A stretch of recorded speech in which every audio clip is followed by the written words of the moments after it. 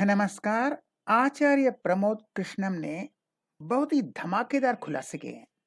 बहुत से धमाकेदार खुलासे, हालांकि ये सब जनता जानती है, लेकिन उनके मुंह से, straight from the horses mouth, उनके मुंह से बहुत सी अंदरूनी बातें कही गई हैं जो हम पहले से भी जानते थे, लेकिन उसकी पुष्टि की है। उन्हें जो निष्कासित किया गया उसके बाद उन्होंने बहुत से धमाकेदार खुलासे किए हैं, और यह भी एक इशारा दिया है कि वह मोदी के साथ खड़े रहेंगे और शायद बीजेपी में ज्वाइन करेंगे। लेकिन उनकी एक-एक बात ध्यान से सुनिए। उन्होंने राहुल गांधी पर, पायलट पर, राम विरोधी एटीट्यूड पर, खड़गे जी पर, पायलट पर, खड़गे जी किस तरह से हैं, पायलट किस तरह से प्रताड़ित किए जा रहे हैं, प्रियंका गांधी का कैसे अपमान किया जा रहा है, और उन्होंने कांग्रेस का द एंड का भी भविष्यवाणी किया। तो सुनिए क्या कहते हैं। सबसे पहले उन्होंने कहा कि कांग्रेस की बर्बादी का कारण राहुल गांधी है। नाम लिया तो नहीं, लेकिन बिना नाम लिए उन्होंने कहा पिछले 15 सालों से जो अध्यक्षता कर रहा है, जिसकी बात पर कांग्रेस चलती है, कांग्रेस की बर्बादी के कारण वही है, यानी राहुल गांधी है। सुनिए क्या कहा। ये जो कांग्रेस का वर्तमान स्वरूप है, कांग्रेस की जो वर्तमान हालत है, उसके लिए मैं जिम्मेदार नहीं हूँ। उसके लिए वो जिम्मेदार हैं जो पिछले 15 सालों से कांग्रेस के फैसले कर रहे हैं। ये सवाल उनसे पूछिएगा कि कांग्रेस की बर्बादी का कारण कौन है। ये सवाल पूछिएगा उनसे, कांग्रेस की बर्बादी का कारण कौन है? क्या भगवान राम है, श्री कल्कि धाम है, या वो लोग हैं जो कांग्रेस के फैसले कर रहे थे, या वो लोग हैं जो कांग्रेस के फैसले ऐसे कर रहे थे जो देश की जनता को चुभ रहे थे। इसके बाद उन्होंने कहा अध्यक्ष जी यानी मल्लिकार्जुन खड़गे सिर्फ एक रबर स्टैंप है, उनके पास कोई पावर नहीं है।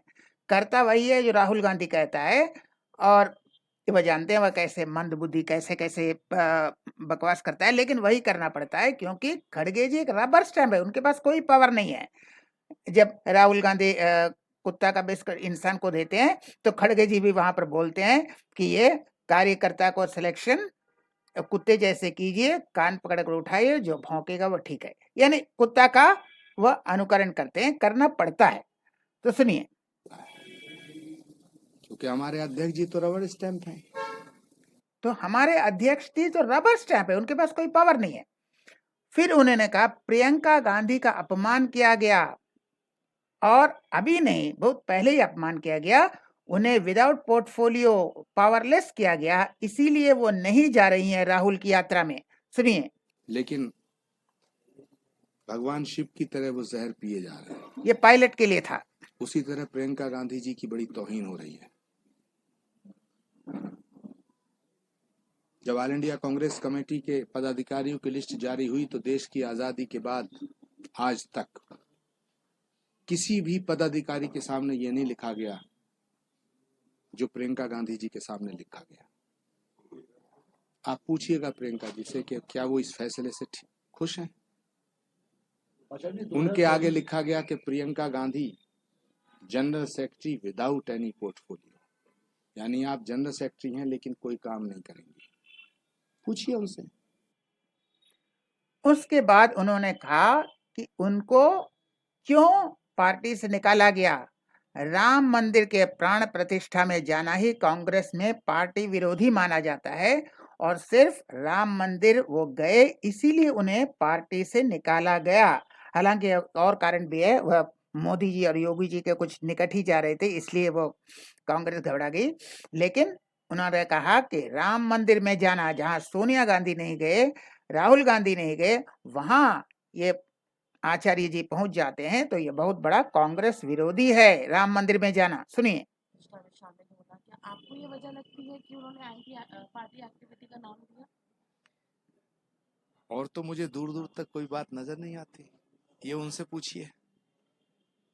राम मंदिर का न्योता ठुकराना और राम मंदिर के न्योते को अस्वीकार करके चिट्ठी जारी करना,